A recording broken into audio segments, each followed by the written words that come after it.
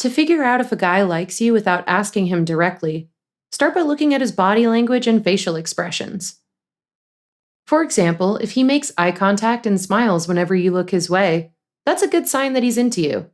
You might also catch him leaning towards you when he's talking to you, fidgeting or acting nervous around you, or even mirroring your gestures and facial expressions. A guy who likes you will want to be close to you. And if he's feeling brave, he might find excuses to touch you lightly or brush up against you when you're together. If you've gotten to know him a little, you can also look for other clues in his behavior. For instance, pay attention to whether he seems eager to hang out and spend time with you, or whether he often strikes up conversations with you, or even texts you out of the blue just to say hi.